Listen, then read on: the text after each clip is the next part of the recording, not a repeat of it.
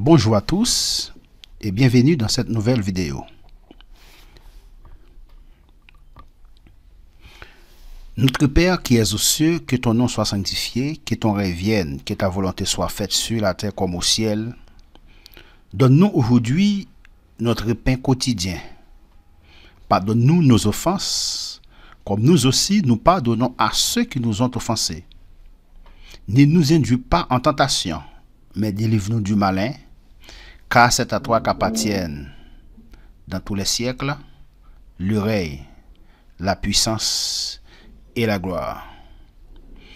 Père céleste, Dieu d'amour, Dieu miséricorde, Dieu alpha et oméga, le commencement et la fin, nous te disons merci Seigneur, de ce que tu nous as protégés, tu nous as permis de passer une bonne journée, une bonne nuit, sans aucun malheur, sans aucun accident. Maintenant, nous allons présenter ta parole et ta parole. Nous te demandons, Seigneur, de nous donner de la compréhension. Nous te demandons, Seigneur, d'illuminer notre esprit afin que nous puissions présenter ta parole. Nous te demandons, Seigneur, de nous accompagner à travers ton Saint-Esprit. Nous te prions, non en vertu de nos mérites, mais au nom de Jésus, ton Fils, qui vit, qui règne au siècle des siècles. Amen. Aujourd'hui, nous allons présenter une étude sur comment préparer une étude biblique. Comment préparer une étude biblique. Et préparer une étude biblique, c'est entrer en contact avec la parole vivifiante de Dieu. Parole inspirée par le Saint-Esprit, comme un cadeau de la part du Père, révélant son Fils Jésus-Christ dans l'histoire. Et cela pour notre salut et notre plus grande joie. Se plonger dans la Bible, sonder les Écritures, c'est à la fois un privilège et aussi un défi. Surtout lorsqu'il s'agit de transmettre ensuite à d'autres le contenu de cette parole vivifiante. Les quelques indications qui vont suivre sont là pour vous aider à vous poser les bonnes questions pour que vous puissiez être à la fois édifié, c'est-à-dire dans votre préparation, et édifiant, c'est-à-dire dans votre enseignement. Que la grâce de Dieu nous soit donnée afin de pouvoir transmettre fidèlement sa parole. Transmettre fidèlement sa parole. Première étape pour étudier la Bible. Se familiariser avec le texte. Donc la première étape, c'est de se familiariser avec le texte. Lire plusieurs fois le texte et le méditer personnellement. Laissez du temps entre chaque lecture pour que la parole de Dieu s'imprègne en vous. Inutile de se précipiter. Laissez le texte vous parler et dire ce qu'il a à dire, plutôt que de lui faire dire ce que vous pensez sans l'écouter. Donc ça, c'est la première étape. Prier. Nous avons la chance extraordinaire de pouvoir rester à l'auteur. Demandez donc au Saint-Esprit avec humilité de vous aider à comprendre le sens du texte que vous avez à étudier. Cherchez dans la Bible les passages qui ont un rapport avec votre texte. Votre passage vous fait-il penser à un autre passage des Écritures? Si oui, cherchez-le et mettez-le en perspective avec le passage qui vous intéresse. Et vous serez étonné de voir à quel point la Bible est merveilleusement cohérente avec elle-même, du début à la fin. Deuxième étape, cerner le texte dans son contexte.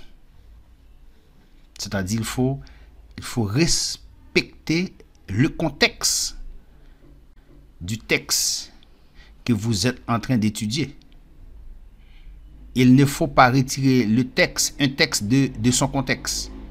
Donc, ce n'est le contexte, ce n'est le texte dans son contexte. Pour préparer une bonne étude biblique, il suffit de se poser les questions. Plus facile à dire qu'à faire. D'après vous, en réalité, ce n'est pas si compliqué, mais cela requiert un peu d'attention.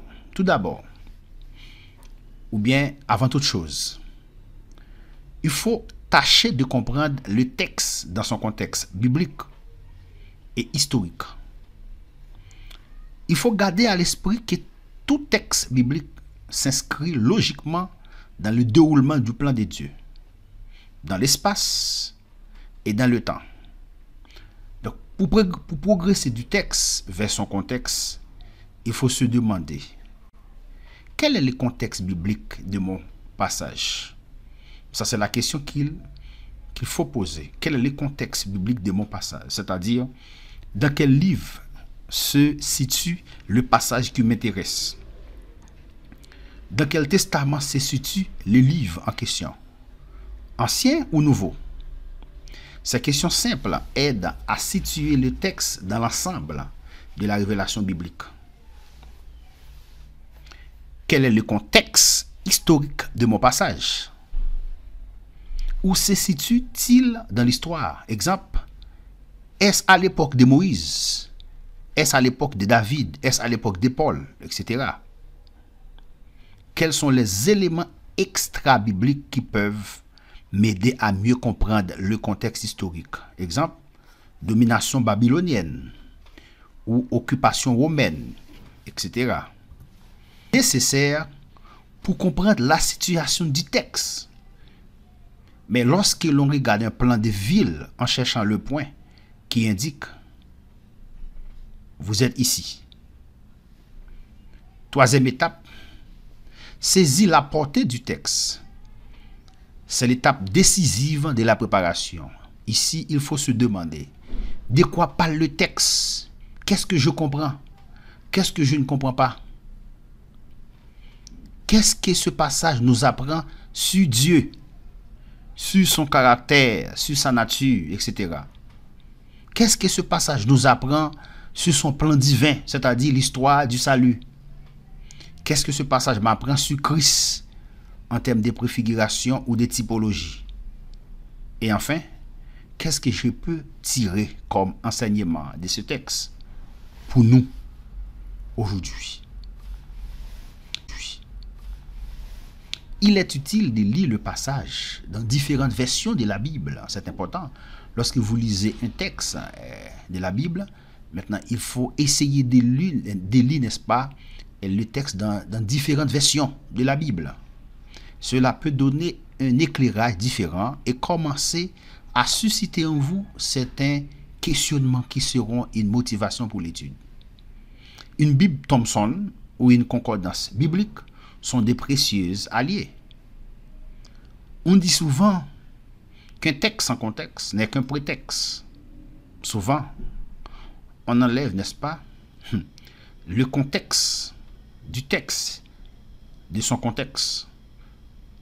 Pour s'aider dans cette étape, il est bon de consulter, si possible, des introductions à la Bible, comme la Bible déchiffrée, mais aussi les Bibles d'études, comme la Bible du Semeur, est d'une aide précieuse pour vous aider à y voir plus clair dans les textes historiques du passage étudié. Les questions que je me pose vont pouvoir orienter ma présentation, car les autres personnes qui seront confrontées au texte auront certainement des interrogations similaires. À noter ici que la prise en compte du genre littéraire du texte, récit historique, précis, sagesse, prophétie, etc., peut beaucoup éclaircir le sens du passage. Voir le quatrièmement de l'étape 4 ci-dessous pour quelques pistes.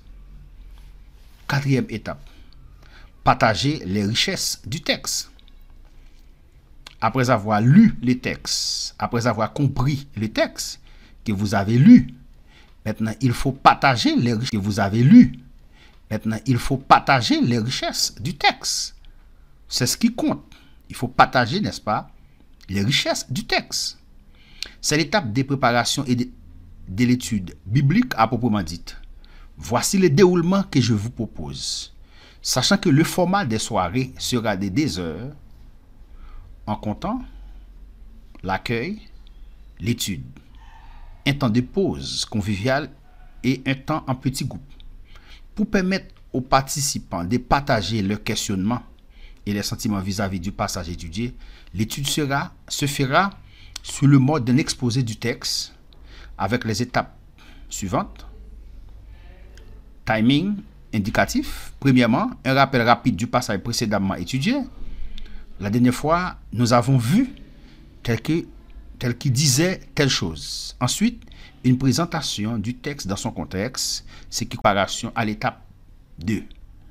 Le but est que les gens soient bien au clair sur la situation du texte pour pouvoir se répéter.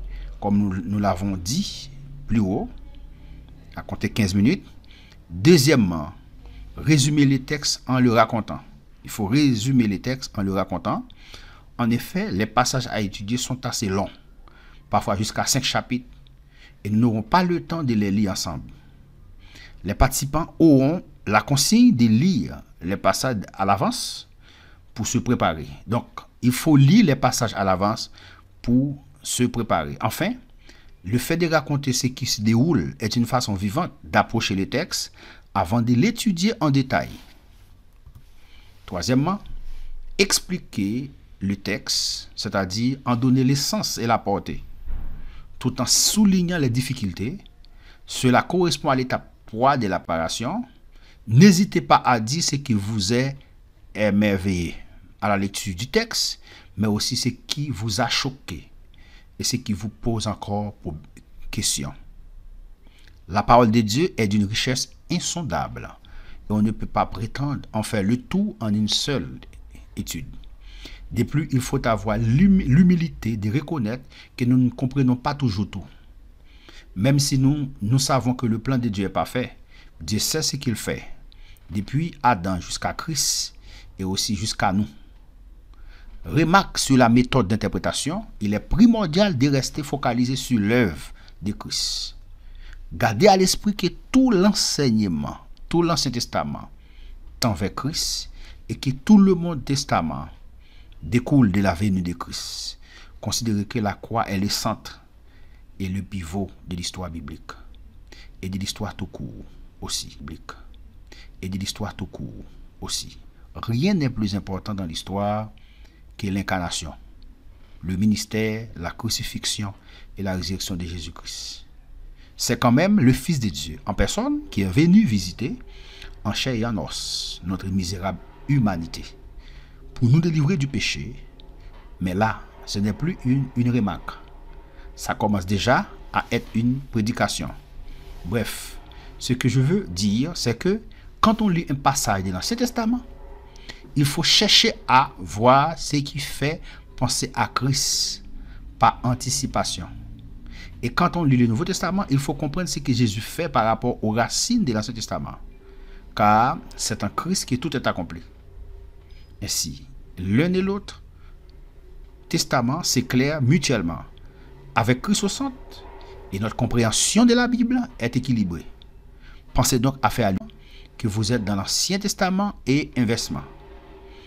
Quatrièmement, donner des pistes concrètes pour nous aujourd'hui.